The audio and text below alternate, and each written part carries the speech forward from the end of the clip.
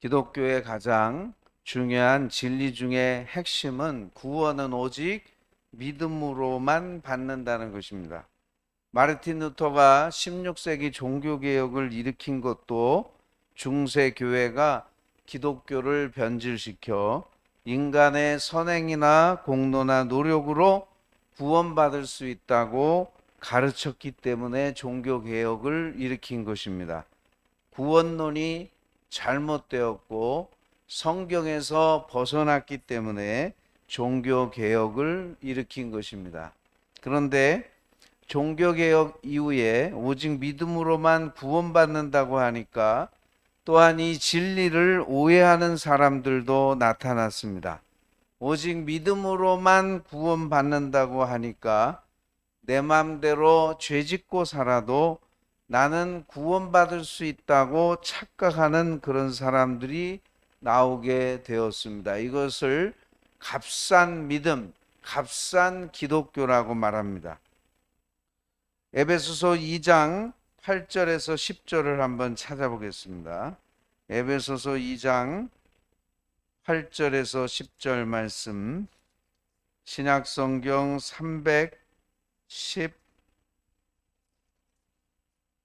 311면입니다. 에베소서 2장 8절에서 10절 말씀, 제가 8절부터 10절까지 읽겠습니다. 너희는 그 은혜에 의하여 믿음으로 말미암아 구원을 받았으니 이것은 너희에게서 난 것이 아니요 하나님의 선물이라. 행위에서 난 것이 아니니 이는 누구든지 자랑하지 못하게 함이라. 행위에서 구원을 받는 것이 아니다. 믿음으로, 그 은혜로 오직 구원을 받게 되는 것이기 때문에 구원은 너희에게서 난 것이 아니다. 그렇게 말씀하죠. 자, 이 8절 9절 말씀은 진리예요. 그런데 곧바로 이어서 10절 말씀이 나와요. 값싼 기독교, 값싼 믿음은 10절이 빠져버린 거예요. 믿음으로 구원받으니까, 하나님의 은혜로 구원받으니까, 우리의 어떤 행위나 노력이나 공로로 구원받는 게 아니라 구원은 하나님의 선물이지 우리에게서 난 것이 아니다. 거기까지 맞아요. 그런데 10절이 바로 이어져서 나오는데 값싼 기독교, 값싼 믿음은 이 10절이 빠져버린 겁니다. 10절이 뭡니까? 우리는 그가 만드신 바라 그리스도 예수 안에서 선한 일을 위하여 지으심을 받은 자니 이 일은 하나님이 전에 예비하사 우리로 그 가운데서 행하게 하려 하심이니라. 우리를 구원하신 목적은 우리를 통하여 선한 일을 하게 하시기 위해서라는, 굉장히 아이러니하죠. 우리가 분명히 선한 일을 통해서, 선행을 통해서 구원받는 건 아니에요. 그러나 구원의 열매는 선한 행위로 나타난다, 그런 뜻이에요. 하나님이 우리를 구원하신 목적은, 우리가 구원받은 것은 우리의 선한 행위로 구원받는 건 아니에요, 분명히. 그러나 우리를 구원하신 목적은 선한 일을 위하여 우리를 구원하셨다는 거예요. 이 뒷부분이 10절이 빠져버리는 기독교는, 그것은 값싼 기독교예요. 성경이 말하는 기독교가 아니에요. 오늘날 많은 사람들이 나는 예수 믿고 구원받았으니까 내 맘대로 죄 짓고 살아도 나는 천국 간다, 이런 생각을 가지고 있는데 성경은 그런 생각을 지지하지 않습니다. 그것은 값싼 기독교요, 잘못된 기독교예요. 자, 그래서 여러분, 우리가 분명히 기억해야 될 것은 우리가 율법을 지켜서 구원받는 것은 아니죠. 분명히 사도 바울은 우리가 율법으로부터 자유했다, 이렇게 설명해요. 우리가 율법으로부터 자유한 사람들이에요. 그러면 그렇다고 해서 율법이 필요 없는가? 그렇지는 않죠. 그래서 항상 양극단이 있어요. 율법의 종노릇하면서 유대인들처럼 율법의 행위로 구원받은 려고 노력하는 그러한 것도 잘못된 것이지만, 또 한편으로는 율법 폐기주의, 율법은 필요 없어, 하나님의 계명은 필요 없어, 믿음으로 구원받았으니 더 이상 나는 하나님의 계명이 필요 없어 라고 하는 그러한 율법 폐기주의도 극단적인 그런 치우친 모습이라고 하는 것을 우리는 생각해야 되겠습니다. 참 자유라고 하는 것은 무엇입니까? 참 자유는 내 맘대로 사는 게 참 자유가 아니라 하나님의 말씀대로 사는 것이 참 자유예요. 내 맘대로 사는 것은 자유가 아니라 방종입니다. 내가 예수 믿고 구원받았으니 이제는 내 맘대로 살아도 나는 천국 갈 수 있어. 천국 가는 티켓이 있으니까 나는 마음대로 살아도 돼. 아무렇게나 살아도 돼. 그거는 성경 어디에도 지지받을 수 없는 그런 잘못된 생각이죠. 갈라디아서 5장 13절에 형제들아 너희가 자유를 위하여 부르심을 입었으나 그러나 그 자유로 육체의 기회를 삼지 말라 말씀했습니다. 아담과 하와가 에덴 동산에서 얼마나 자유가 있어요. 그런데 그 자유를 육체의 기회로 삼아서 하나님의 계명과 명령을 어기고 선악과를 먹게 되고 타락하고 죽게 되는 결과를 가져오게 된 것입니다. 기차가 레일 위를 달릴 때만 잘 달릴 수 있어요. 기찻길을 벗어나면 탈선하게 돼서 많은 사람이 다치는 대형 사고가 일어나는 겁니다. 우리가 운전할 때 교통법규를 잘 지키고 운전을 해야 안전하게 운전할 수 있습니다.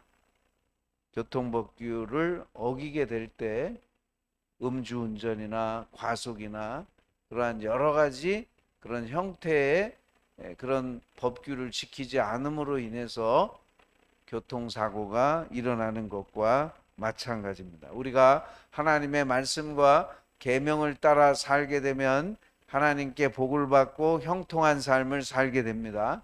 그러나 하나님의 계명대로 살지 않으면 고통과 징계가 따르게 되는 것입니다. 그러므로 우리 그리스도인들은 내가 구원받았지만 그럼에도 불구하고 우리가 율법으로부터 자유한 사람이지만 하나님의 계명과 율법을 지켜 행하는 그런 성도들이 될 때 우리는 참된 자유를 누리고 하나님께서 주시는 복과 형통을 누리는 그런 삶을 살게 된다는 사실을 우리는 잊어서는 안 될 것입니다. 오늘 본문 시편 101편은 표제어에 다윗의 시다 이렇게 돼 있어요. 다윗 왕이 쓴 시예요. 오늘 본문 1절 보시면 내가 인자와 정의를 노래하겠나이다 그랬어요. 인자라는 말은 여러분 시편 계속 우리가 살펴보는데 인자는 헤세드라 그랬어요. 한결같은 사랑. 인자라고 표현하니까 좀 어려운데 사랑이에요. 사랑. 변치 않는 사랑. 그게 인자입니다. 내가 인자와 정의를 노래하겠나이다. 이 사랑과 정의는 동전의 양면과 같아요. 우리 하나님의 성품도 사랑과 공의 이 두 가지가 같이 있습니다.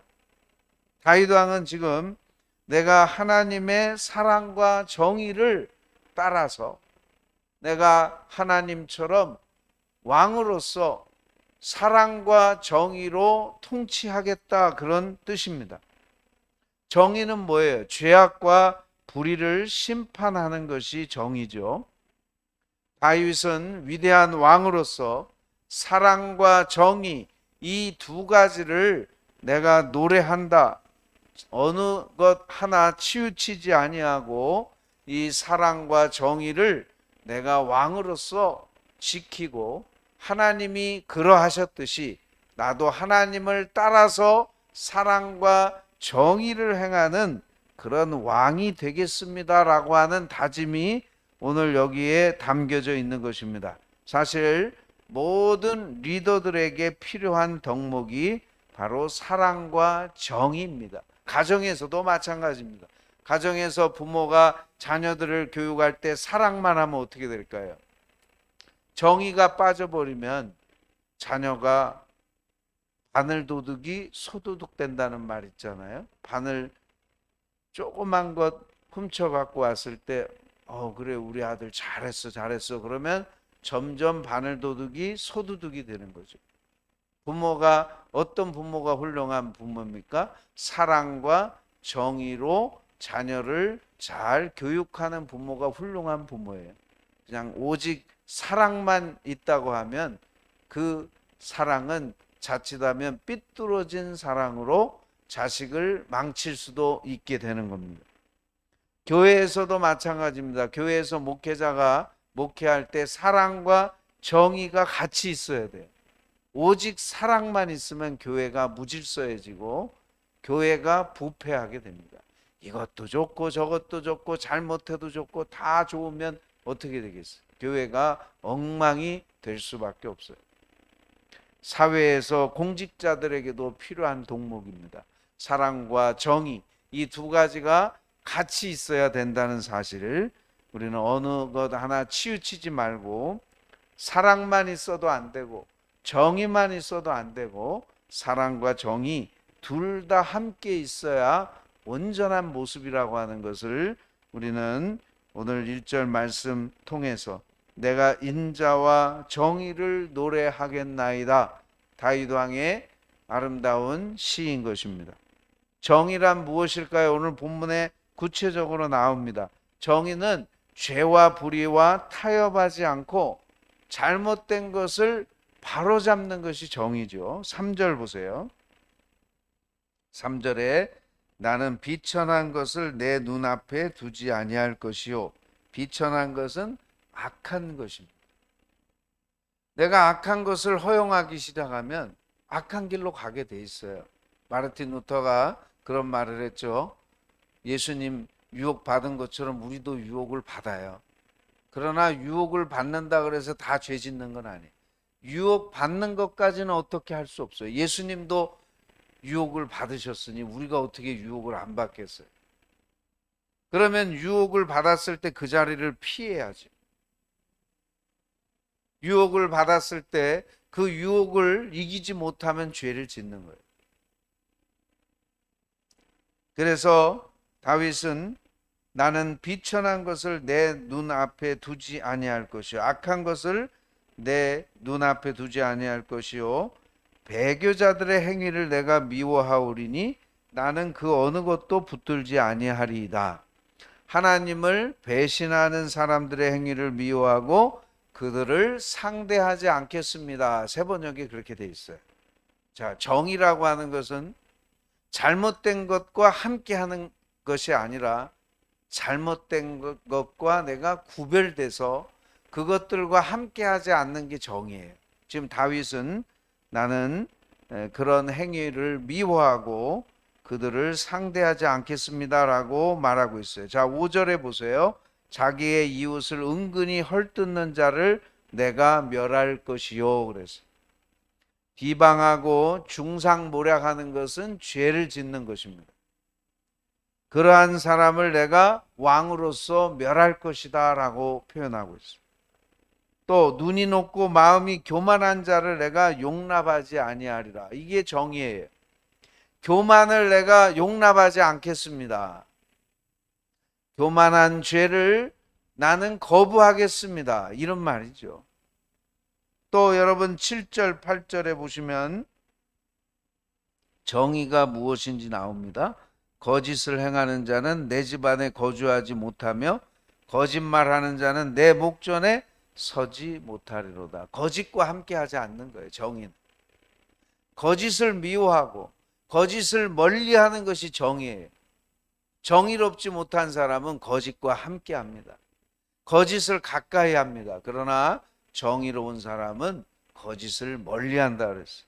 또 8절에 아침마다 내가 이 땅의 모든 악인을 멸하리니 악을 행하는 자는 여호와의 성에서 다 끊어지리로다. 여러분, 하나님도 공의로우시기 때문에 악인을 심판하시듯이 다윗은 자신이 왕으로서 악인들을 멸한다 이렇게 말하고 있어요. 하나님께서 주신 권세를 가지고 악인들을 멸하겠다라고 표현하고 있어요. 이게 정의입니다. 그래서 여러분, 국가의 통치자들에게 칼을 하나님이 쥐어 주신 거예요. 뭐 요즘 무슨 범죄자가 나왔는데 막 세상이 시끄럽잖아요. 그 도시가 다 초토화되고 너무나 형량이 짧아서 금방, 정말 추악한 죄를 범해도 형이 너무 짧아요. 금방 나와요. 그럼 다시 재범할 수도 있고 그 사람이 사는 그 동네는 걱정거리인 거예요. 우리 사회가 정말 잘못한 사람들에 대해서 올바르게 정의로 처벌하지 않으면 세상은 점점점 악해질 수밖에 없는 거예요.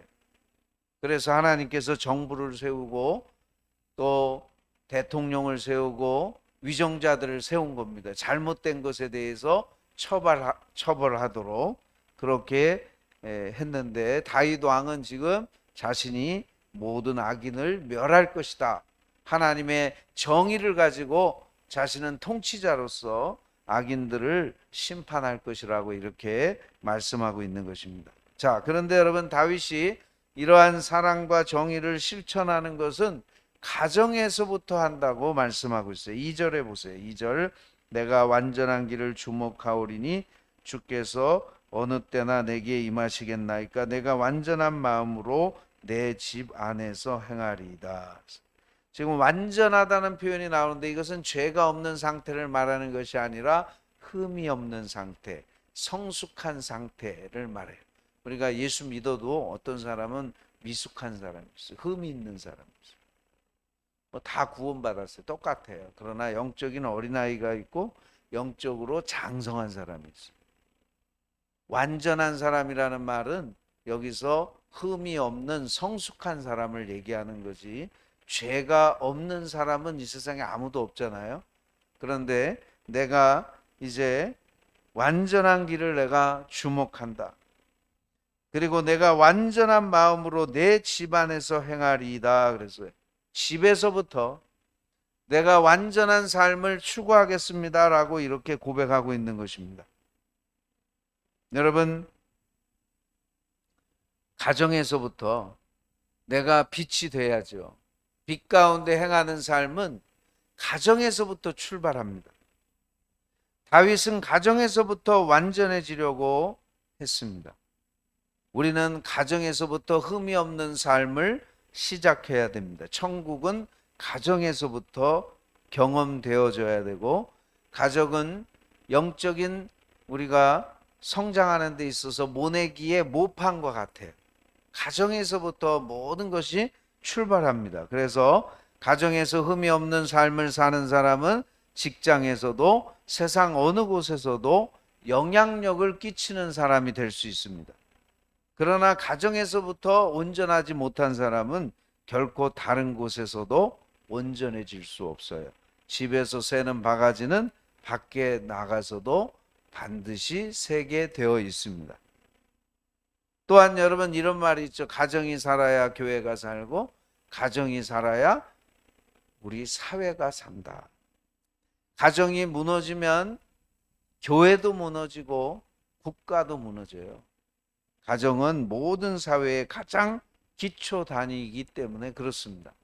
지금 다윗은 나는 가정에서부터 온전해지겠습니다라고 말씀하고 있어요. 저와 여러분이 가정에서부터 온전해지는 그런 믿음의 사람들이 되시기를 주의 이름으로 축복합니다. 또한 다윗은 내가 완전해지려고 하는 것을 마음에서부터 시작한다 그랬어요. 4절에 보세요. 4절에 보시면 사악한 마음이 내게서 떠날 것이니 그랬어요. 다윗은 자신의 마음에서부터 온전해지려고 노력하는 모습을 우리가 보게 되는데, 모든 불의는 마음에서 시작됩니다. 예레미야 17장 9절에 만물보다 거짓되고 심히 부패한 것은 인간의 마음이라 그랬어요. 마태복음 15장 11절에 입으로 들어가는 것이 사람을 더럽게 하는 것이 아니라 입에서 나오는 그것이 사람을 더럽게 하는 것이니라. 이 말씀의 배경을 보시면 어떤 배경이냐면, 예수님의 제자들이 그 당시 장로의 유전, 장로의 전통이라는 게 있어요. 하나님의 율법을 좀 더 잘 지키기 위해서 만들어 놓은 세부 그런 규칙들이 있는데, 그 중에 하나가 뭐냐면 음식을 먹기 전에 반드시 손을 정결하게 씻어야 되는 거예요. 음식 먹기 전에 손 씻는 게 참 좋은 거죠. 위생적으로도 그렇고. 근데 유대인들은 그걸 하나의 법칙으로 만들어서 음식 먹기 전에 정결 법칙이에요. 반드시 손을 씻어야 되는데 예수님의 제자들이 손을 씻지 않고 음식을 먹는 그 모습을 보고 그 당시에 율법 선생들이 비판하는 거예요. 왜 너희는 손도 씻지 않고 음식을 먹느냐? 장로의 유전을 왜 거역하느냐? 이러면서 비판할 때 주님께서 하신 말씀. 입으로 들어가는 게 더러운 게 아니라 진짜 더러운 것은 너희 마음에서 나오는 것이다. 그러면서 마태복음 15장 19절 20절에 보시면 마음에서 나오는 것은 악한 생각과 살인과 간음과 음란과 도둑질과 거짓 증언과 비방이니 이런 것들이 사람을 더럽게 하는 것이요 씻지 않은 손으로 먹는 것은 사람을 더럽게 하지 못하느니라. 자, 지금 다윗이 내 마음부터 온전해지고 내 마음부터 변화되겠다라고 하는 그런 말씀을 하고 있는데, 저와 여러분들도 우리의 심령부터 내 마음부터 변화될 때 우리의 삶이 변화되는 줄로 믿습니다. 우리 사회에 보통 운동권 내지는 뭐 진보적인 사람들이 있죠. 사회 운동하시는 분들, 사회를 바꾸고 사회를 개혁하려고 하시는 분들이 있어요. 참 귀한 분들이에요. 그분들 때문에 사회가 발전하는 거예요. 근데 그분들이 사회만 바꾸면, 제도만 바꾸면, 세상만 바꾸면 이 세상이 좋아질 것이라고 생각하는 데는 위험이 따르는 겁니다. 실제 그렇지 않거든요. 사회의 악을 고치면 이 세상이 변화될 거라고 생각해서 자신의 인생을 바치잖아요. 참 훌륭하긴 한데 한번 생각해 봅시다. 여러분, 사회만 바뀌면 세상이 바뀌나요? 아니거든요. 순진한 생각이에요. 세상만 바뀌면, 시스템만 바뀌면, 잘못된 제도만 바뀌면, 세상이 바뀌면 참 좋겠어요. 그런데 그렇지 않아요. 사람도 함께 바뀌어야 돼요. 제도도 바뀌어야 되고 사람도 바뀌어야 됩니다. 그런데 진보 운동하시는 분들의 약점은 뭐냐면 세상만 바뀌면 다 되는 줄 알고 사람이 바뀌어야 되는 부분은 생각하지 않아요. 반면에 보수주의자들은 어떻습니까? 보수주의자들은 이 사회, 세상 시스템 별로 관심 없어요. 사람만 바뀌면 된다고 생각해요. 보수 기독교인들은 그렇잖아요. 사람만 바뀌면 세상이 바뀐다 생각하는데 그것도 순진한 생각. 아무리 사람이 바뀌어도 제도가 잘못되면 그 제도 안에서 고통당하는 사람들이, 신음당하는 사람들이 많거든요.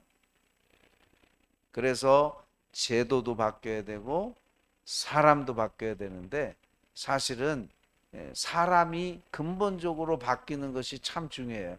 여러분 다 아시는 바와 같이 뭐 그렇게 몇 년 되지는 않았지만 대통령 후보로 나왔던 안모 지사, 굉장히 아주 대통령감으로 사람들이 지지하고 했지만 자기 비서 성추행 해가지고 그냥 한 방에 날아갔지 않습니까? 왜 그랬어요? 자기를 관리하지 못한 거예요. 세상을 바꾸려고 하지만 아이러니하게 또 자기를 바꾸지 못한 거예요. 여러분, 그래서 정말 우리가 세상도 바꿔야 되지만 나를 바꿔야 합니다.